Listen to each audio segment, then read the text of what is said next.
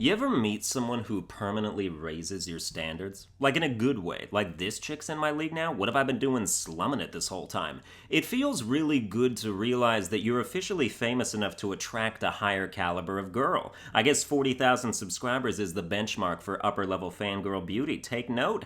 Despite any of that though, I'm still like autistic and stuff, right? So when I go out with girls, I always feel like I'm more of a responsibility than a date. I look down at my neck and I'm like, shouldn't I be wearing a leash? How are you gonna stop me from running out into traffic? I also think about how other people see us. Like, imagine me out in public with a super hot girl. You're just like, aw, how nice. That hospice nurse is taking her patient for a walk. I know guys are staring straight at my bulge looking for signs of a 9-inch dick. Like, I can't take this at face value. There's gotta be something going on. And there is, in that I have the world's greatest wingman called my YouTube channel. It takes a specific kind of lady to be romantically interested in someone with my broadcasted amount of scientific neuroses. I really benefit from someone who works with special needs children and doesn't mind bringing her job home with her. Or like a girl that basically acts like my mom, only I can see her naked without slitting my wrists. Watching a girl date me is like being the recipient of a scholarship for troubled kids. I'm just like, but and you're giving this to me? Tolerating me romantically is such a rare and beautiful thing, and because I know that, it generally makes me fall harder for the right people than it would anyone else. Cause y'all normal people out there can have anybody. You can stand behind the backs of 10 girls' heads at a bar and have like an 8 out of 10 chance that who you pick is emotionally equipped to deal with your normal ass selves. I'd have to visit like 36 bars before I found one head that would even go so far as to leave the bar with me. And that puts pressure on the girls I date, because if they're gonna dump me, they first have to ask themselves, am I dooming him to be alone forever? He'll find another nurse.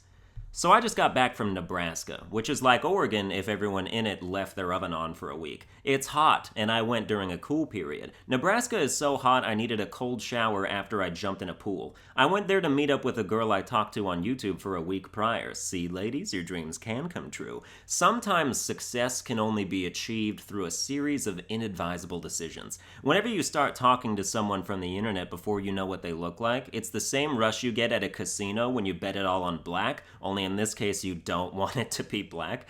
Then when they're about to send that first picture, every muscle in your body tightens as you wait for something that can make or break an online relationship. And some people are like, well, looks don't really matter in a purely online thing, do they? Oh, please, I don't even respond to comments from people who aren't attractive. I'm kidding. No, but they do matter in these instances. You're gonna be sending a lot of Snapchats back and forth, and you want that to be a positive thing. If you're wondering how this first picture went, imagine a selfie of someone so attractive it makes a guy whose primary income is YouTube spend $350 to send his social anxiety-ridden self to the airport alone for the first time. Pretty good, right? But I don't want you to get the wrong idea about me. I don't follow my dick across state lines just for some fractured tailbone. She falls down the stairs a lot. I could pay far less money for a hooker that's local. I've never done that before, frankly because I've never met an attractive hooker before. I'm not saying I wouldn't pay for sex. In fact, I try to most of the time. It's like when someone does a favor for an old lady for free, but she's still like, well, let me at least give you something for your trouble. My penis is like an old lady. It's eternally grateful for volunteers.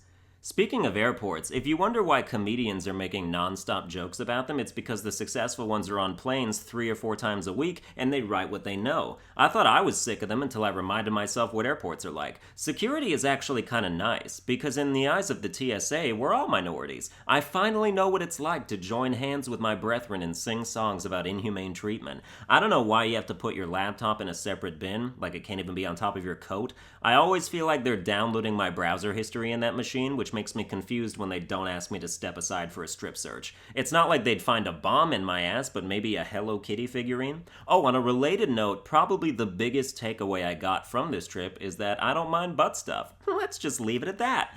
Well, that's gonna do it for this episode. I hope you enjoyed it. If you did, you can like, share, and subscribe, and I shall play myself off.